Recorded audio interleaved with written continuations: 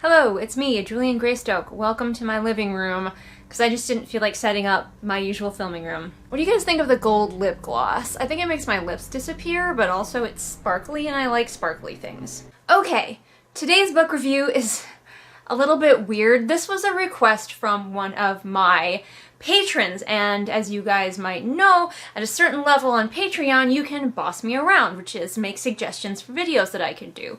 And yes, you can suggest books for me to read, which I will usually try to do as best I can. I do have the caveat right now that they have to be audiobook, but this one did have an audiobook version, so I was glad to read it. This is a self-published middle grade, so a little bit outside of my wheelhouse, but it is fantasy, so that's something I'm familiar with. Currently have my ring light sitting on top of my usual laptop, so we're gonna use a tablet.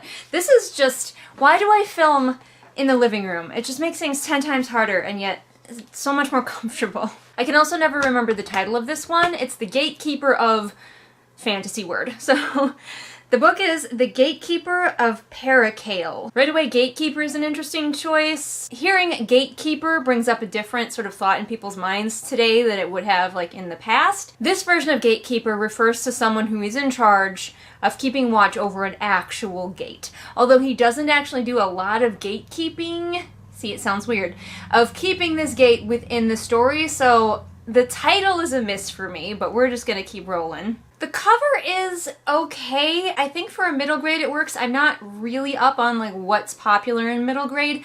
The kid does look like he's wearing his pajamas. I don't know if that's like a goal we were going for. I think he's supposed to actually be wearing a uniform maybe, but it looks like PJs.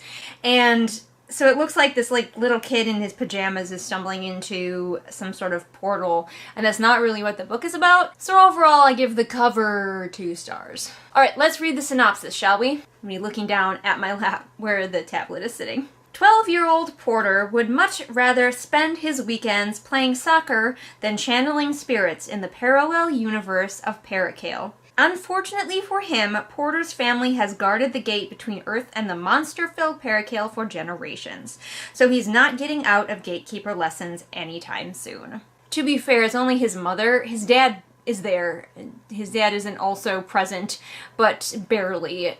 It's his mother who's the one who brings in the like gatekeeper bloodline. But some after-school activities are more dangerous than others. When a soul thief threatens the gate, Porter reluctantly comes to its defense and gets thrown deep into Pericael's dangerous jungle wilderness. With the help of 2 fierce native girls, Porter must learn to embrace the creepy spirits and find his way back to the gate.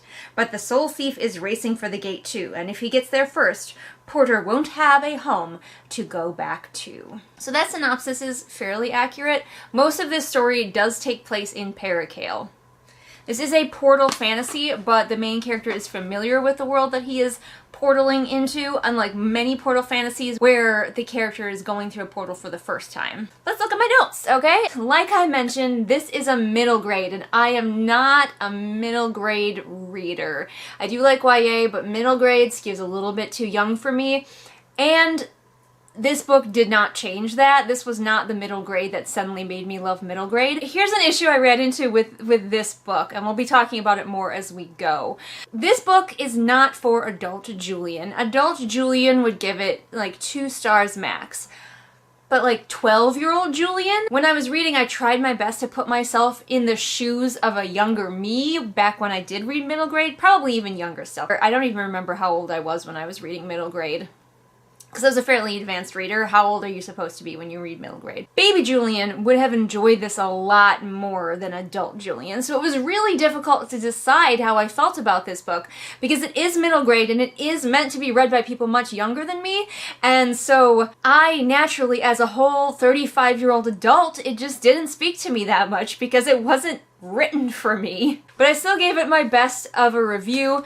The thing is that many of the issues that I had with the book can kind of be dismissed by going, it's middle grade. One of those is that the pacing in this book is a mile a minute. There is never a slowdown. Again, because it's middle grade and has to keep the attention of a young person, you don't have time for any deep character moments. You don't got time for like deeper world building really either. It's just like thing. These characters are on a journey. The main character gets involved in a fight with the bad guy at the beginning, and he gets like teleported off into the jungle, and he has to make his way back to the starting village, essentially, is the quest.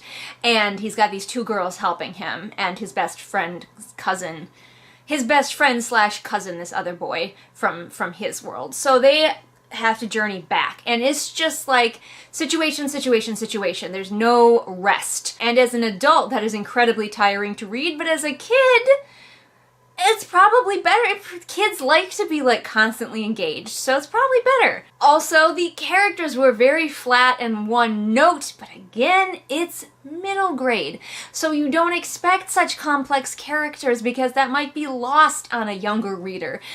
It does just kind of hit these archetypes. Each character has an archetype, and I remember that from reading middle grade a long time ago, like the characters weren't deep. But as an adult, I do want more from the characters. There's also basically no lead up. We dive directly into the story. We start with the main character having a practice session at keeping the gate, and then next thing that happens, oh boy, there's danger going on. So again, because it's middle grade, we do not have very much lead up. We get right into the story. Going right along with the characters not being very deep, the bad guy is just evil. He's just mwahaha, I'm evil and powerful and I want to take over your world. I'm sick of this world, I want to get into yours. Again, it's middle grade, so a complex baddie not necessarily required. But as an adult, I would like one. Okay, I think those are my main critiques that can be boiled down to I'm too old for this book. But now let's get into some other critiques that maybe aren't necessarily because I'm too old for this book. The first is that this book has one of my least favorite disability tropes. That is a blind person who is rendered basically not blind by magical means. Or, you know, superpower means. This girl, she is blind, but she has a spirit inside her, and so that helps her see, and rendering her basically not blind. And I hate that trope. If you want to have a character with a disability in your story, please make them have to, like, actually live and deal with that disability. Because when you take it away this way, it feels tokeny. Like, look, I have a blind character. It doesn't matter. She can basically see, has a spirit inside her, and that's why. Speaking of which, we have a brown-skinned girl with white hair and a connection to the spirits. Does that sound familiar to anyone? When I was born, I was very sick and very weak. My father pleaded with the spirits to save me.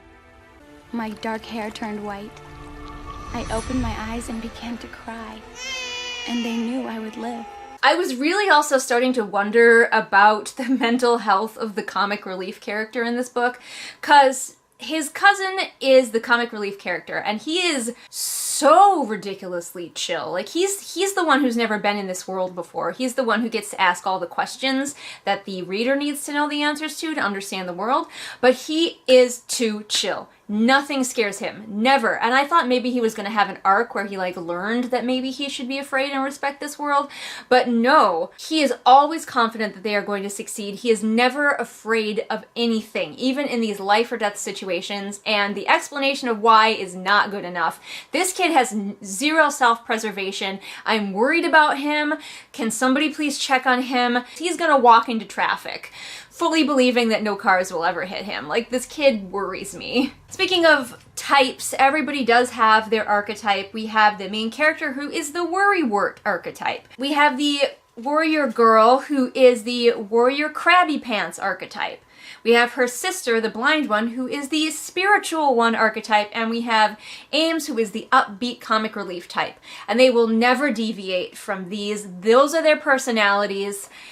That's all you need to know. But again, it's a middle grade. I did like that this was a jungle fantasy setting. You really don't see that very often. I got a little bit of like Aztec vibe, a little bit of a Pacific Islander kind of vibe. I don't really know what the inspiration was for this book, but it was different and it was cool to have a fantasy set in a jungle. A little bit of an Amazon river because they're traveling down a river for a while. I also like the use of the spirits in their connection with magic. In this world, you have to use magic, you have to ask spirits for help, which I have seen before, but it is not the most common type of magic, so it was cool to see. Overall, the story itself flowed well. It had a beginning, middle, end. It had clear stakes and goals, and I like to see it. I've been reading a lot of adult stories that do not do that, so it's great to see that this middle grade was just beat for beat doing its thing. I know a lot of people complain that, oh, you know, it's self-published, so self-published authors don't know what they're doing,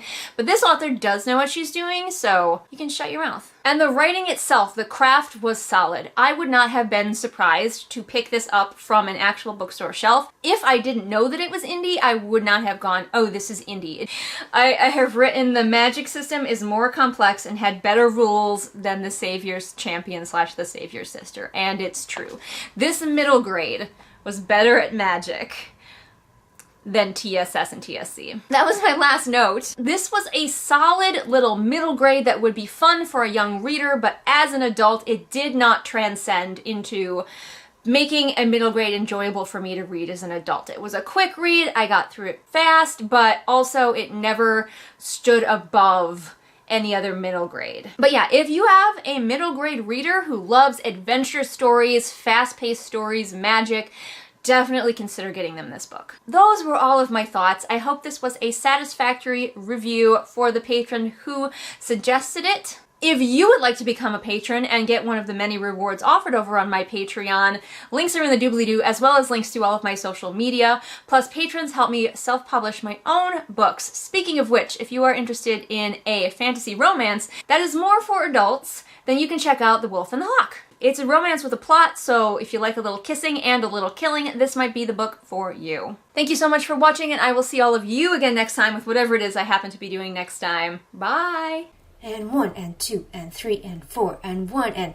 Oh hey, I've been working out my muscles because I have got a lot of patrons to read, and it's gonna take me all my energy. Let's go! We've got Steve, Puppet Master, Rainfall, Kit, Hidden Glade, Persephone, Light Julie, OS, Anna, Belle, Patrick, Anne Sophie, Callison, Ray, Artemis, Shelby, Zaire, Jesper, Irene, Scribbling Cat, Savvy, Jenny, Amanda, Lisa, Sarah, and Lennox.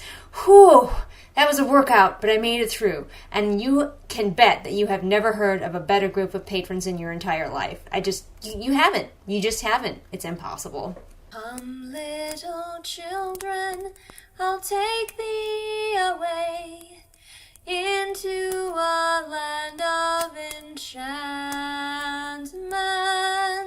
Come, little children, the time's come to play here in my garden.